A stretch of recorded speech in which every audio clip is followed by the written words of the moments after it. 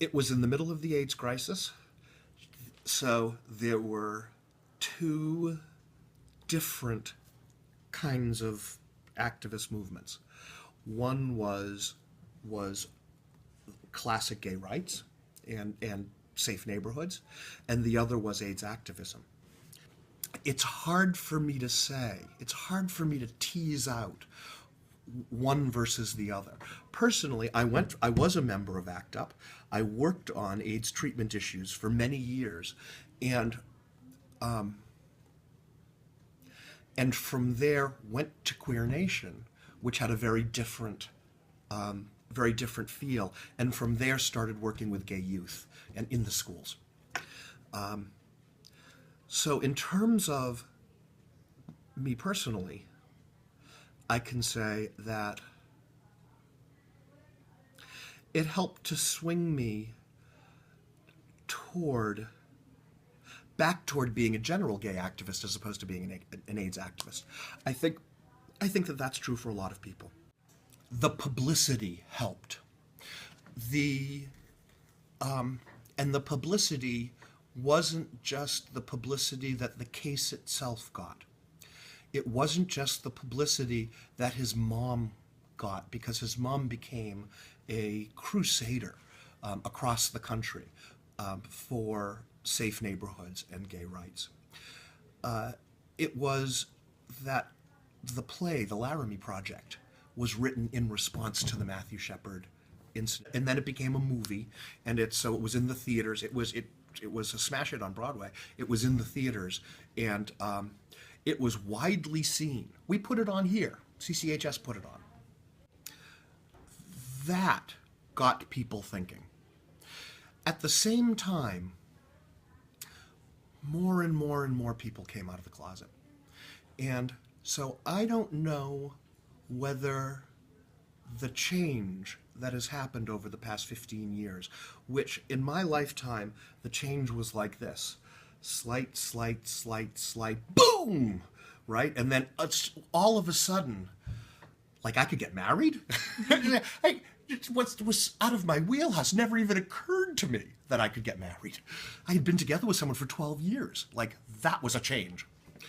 It's unclear to me whether it was because of the publicity of the Matthew Shepard case and cases like it, or whether it was because we hit a tipping point in that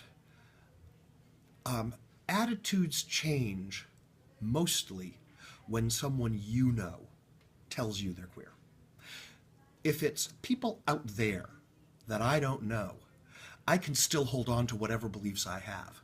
But if my friend, if my relative, if my teacher says to me, I'm queer, then I have a choice.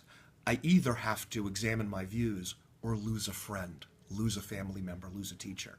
And most people aren't willing to do that. Most people, I am happy to say, fundamentally couldn't care less whether you were gay or straight.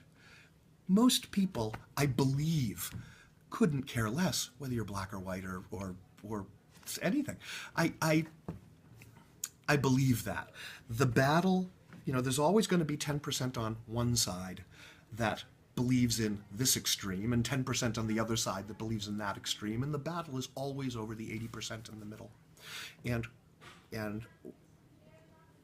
one of the effects of Matthew Shepard's death was, I think, to move the middle because it got so much press. I want to say that Matthew Shepard's case was not in isolation. It wasn't in isolation in terms of gay bashings. It also wasn't in isolation in terms of hate crimes. Within a few years of Matthew Shepard, there had been a young black man in Texas who had been beaten and chained to the back of a pickup and dragged until he died. That affected the gay community as much as the Matthew Shepard case did, because whether or not, at the time, whether or not other communities saw the commonality among discriminations, that it doesn't matter if you're, that that the hate you show me, that the violence you show me because of my race is the same kind of violence that you show me because of my orientation. It's the same kind of violence that men show women because of their gender. That there's no difference among these things.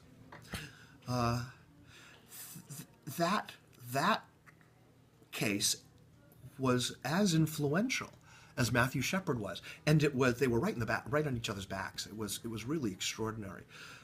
Except, and this is interesting, and I'm just realizing this now. I remember Matthew Shepard's name. I don't remember the guy in Texas's name. I bet you, if you go up to any adult in the school and say, "Who was Matthew Shepard?" they'll know. I mean, you're talking to a man who's publicly gay. Talk to people who aren't. They'll know who he is. That's what changed things. That's what changed things.